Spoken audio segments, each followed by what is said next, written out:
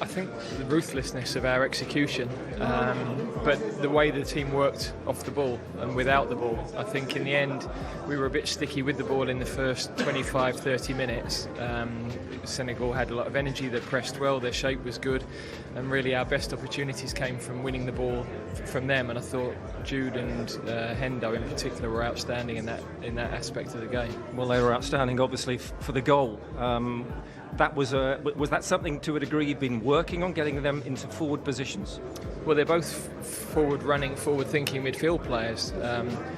Hendo doesn't get many for us, but I think he's been outstanding. He's such a leader. He knits the team together around the camp. He's brilliant, and I think his performances have been top draw for us. And how important on a simple level is it for Harry Kane to score tonight? Yeah, well, any centre-forward wants to be off the mark, and of course for him it stops all the questions. I thought he started to find a bit more space in the second half, and his link play was better as well, so yeah, important for him and for us. For 19 years of age, where do you place Jude Bellingham's performance tonight? Yeah, well, again, we've got some super young players that we feel it's been right to give them their head and to give them their opportunity. Jude, Phil, Bukayo tonight in particular. So, they're heading in a really good direction, and these games are brilliant life experience for them. Are they ahead of where you thought they'd be? Well, I think the progress that they're making is phenomenal. And they're making it look easy. Well, I think the team have made a very complicated game tonight look straightforward, and that wasn't the case. But I think because of the mentality, the attitude, we've made it look that way. What about Raheem Sterling? Do you think he will figure moving forward? We've got to wait and see. I mean, at the moment, clearly, priority is for him to be with his family, and we're going to support that, and we're going to leave him to have as much time as he needs. Does that mean going home? He's going home, yeah. So what do you think will be the likelihood of him returning? I really don't know, because at the moment it's a situation that he needs time with his family to deal with, and I don't want to put him under any pressure with that. Sometimes football isn't the most important thing, and family should come first. Now it's France.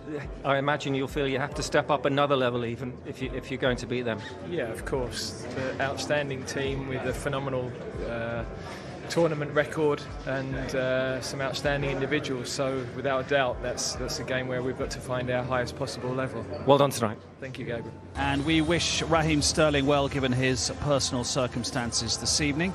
Let's go down to pitch side and hear what Karen Carney has to say about England's win. She's alongside Laura Woods. Mark, thank you very much. Karen, hard not to get excited about that performance. I know it started a little bit slowly. Yeah. What was the part you enjoyed the most?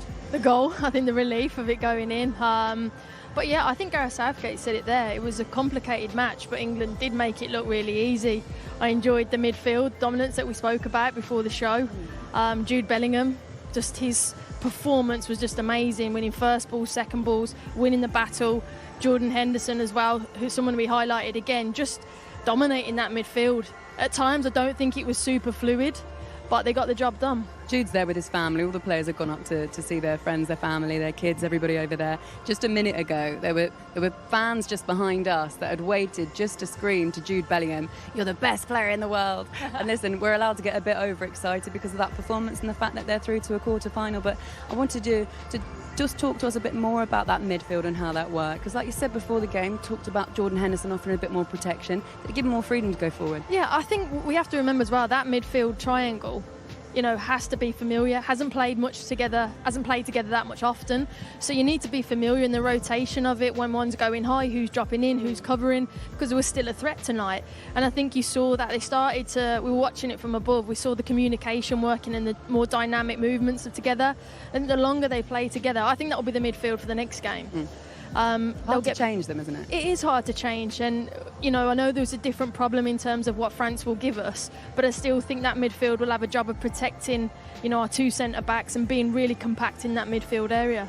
With France going forward, you look at a clean sheet today and you think that's a real bonus just to give them at least a little bit of confidence going forward. How much of a difficult job will it be, though, to keep a clean sheet against France? Oh, it's massive. I think there's elements tonight where we saw some fragilities in our back line with pace. and we know that France have Kylian Mbappe, so there's going to be pace. I think aerially we can compete with Giroud, and I think we can compete with Griezmann. It's just the pace.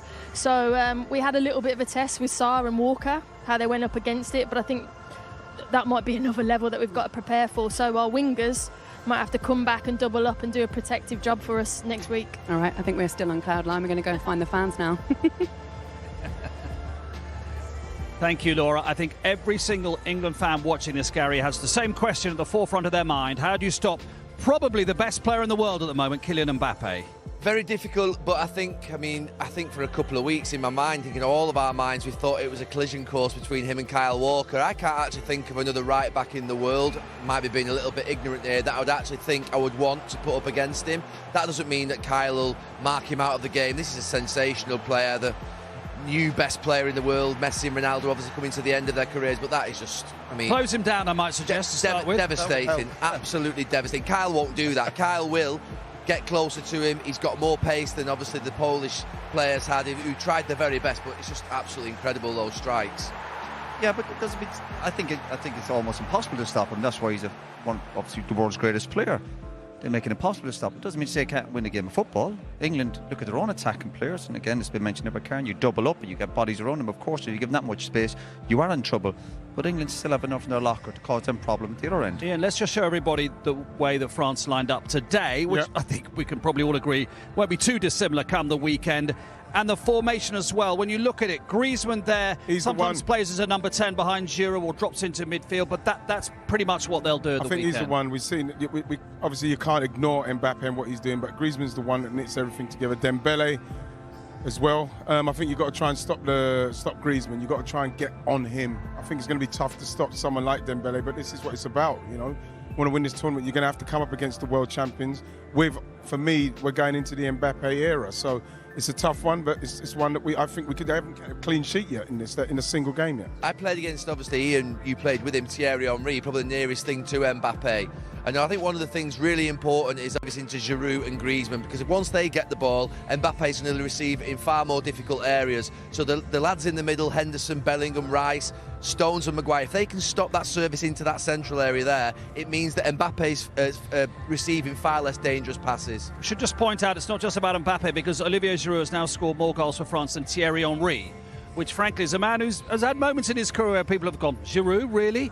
I mean, he's an exceptionally good centre-forward to play off, isn't he, to hold it up, to get you up the pitch. Mbappe and Dembele obviously love playing with him because of what he brings. Yeah, that's what exactly. He's a proper team player. His goal record for France is fantastic. As you said, he's got his critics over the year, particularly the way maybe his club career has gone sometimes. But you'd want him in your team. He's putting the ball in the back of it. He's a good outlet. You can play off him. And the other strikers, I guarantee if you ask the players who are playing around with him, they love working with him. He obviously had success in the last World Cup without hitting the back of the net, but he's scoring goals. I think he's had an excellent career. I think he's an excellent player. Yeah. Ian, 4 years ago it was Kante and Pogba. They're both injured now. It's Tchouameni and Rabiot. Rabiot actually didn't want to be on standby 4 years ago. Yeah. So Deschamps went, well, you can go away then. But he's back in favour. Clearly, that midfield three, and we've talked obviously about England's midfield three, and I say three when Griezmann drops in there. That's going to be absolutely critical. Yeah, but what I saw of Rabiot in one of the games in particular, I think that when you see how Henderson and Jude Bellingham broke through today, he is somebody that can switched off in and around when they conceded a goal, switched off in the box when they scored a goal. So obviously he's going to have his wits about him, simply because France have not kept a clean sheet. We have got to go into that game, like Roy says, believing that we can beat them. Otherwise, what are we doing? England v France, absolute magnifique, isn't it, the weekend? Can't wait. Yeah. Live with us here. Thank you very much, gents. Is it here? It's absolutely going to be here. This Saturday, we'll be back with England with their mouth-watering quarter-final against France. We'll have all the build-up from 6 o'clock. Ringing out a mini Wembley, a lot to be happy with tonight. What pleased you most? Yeah, the win, of course. Really tough, you know, knockout games are never easy, and I think we've shown great maturity through the tournament, and 3-0 against a really good side. Credit to the boys, you know. Mentality was top from the beginning, and we took our chances when they came. Have England scored 3 better goals at team goals in a World Cup match? I don't know, that's down to you guys and the pundits to discuss, but you know, we feel good, we've got good runners, we've got good players getting forwards, and then solid at the back. You know, 3 clean sheets in a row is really important, so a really good day for us. When Phil Foden passes that ball to you, it drops. Is there any doubt? I mean, that one I had so much time, you know. The ball just sat out nicely, and yeah, the connection was perfect. So I had one just before that I should have done better with, so it was nice to see that one go in. And you're happy to play a part in terms of scoring, yeah? Absolutely. I'm a striker, so whenever I score, I'm always happy. How do you sum up the part played by the youngest lads, Saka, Bellingham, Foden? Yeah, brilliant. You know, all three of them today having big parts in the goals, and yeah, that's what we need. We've got a great mixture of, you know, youth and experience now, and you know, another knockout win. And you know, over the years, it's not been easy for England. So to win 3-0 is just a really great night. The good news you're through. Maybe the bad news to carry on. You've got to beat the World Cup holders, France. Yeah, look, we enjoy this one, but then of course our focus turns straight to that. It's going to be a really tough game. They're reigning champions, but you know, it'll be a good battle. We recover nicely now and then get ready for the game. Well done, Harry. Cheers, thank you. I imagine that's a very happy dressing room right now. Yeah, we're all buzzing with the result. You know, we're going to celebrate tonight, but you know, it's knockout football now, so we're going to have to recover tomorrow and think about the next opponent, which is going to be really tough. Senegal made it tough for the first 35 minutes. What clicked? What had to work? Yeah, they were a great team. I think they would cause some big teams problems. They went man to man and very, very physical. But you know, it's about buying time, keeping the ball moving and trying to work out where the space was. And I came off the line more for the first goal, a little flip around the corner, and our wingers started to get more into the game and influence it more. And how do you sum up 19-year-old Jude Bellingham's performance? I don't want to big him up too much because he's still young, but mate, he's one of the most gifted players I've ever seen. I don't see a weakness in his game. I think he's got everything, and I'm sure he's going to be the best midfielder in the world for sure. Well, listen, there's been expectation on you. What does it mean for you as well to contribute tonight as well? 2 assists. Yeah, it was important to show everyone my game. You know, I was always speaking on bringing my club form into international, and I felt tonight was probably my best England game that I've played, so I'm really happy. And talk us through the pass to Bukayo Saka. It seemed to thread the needle. Had you sensed him there? Yeah, I seen him lingering around in the box, and I seen Koulibaly come across, and I managed to get the cross through his legs. And you know, Bukayo's really good at that. You know, being in the right place at the right time, and I was happy that I found him. And now it's France, of course. To carry on, you have to beat the world champions. Yeah, they look like the strongest in the competition up to now. You know, everywhere you look, they've got talented players, but you know, we back ourselves on the day, and we're confident. Well done, Phil. Thank you. 5 minutes. It was tight. It was edgy, maybe at times, and then the breakthrough. And talk us through your part in it, because it was obviously a key moment. Yeah, the first 35 minutes were tough. They were really compact. They were tough to get through. High energy, really athletic, and with the ball, they got in a few times down the side. So it was one of them games where we needed to get the first goal, and we knew after we did, we'd be in a good position. The goal was really well worked. Went down the left-hand side, a few flicks. And when H drops deep, I know that he can find anyone on the pitch, so it was just important that at a time I run right.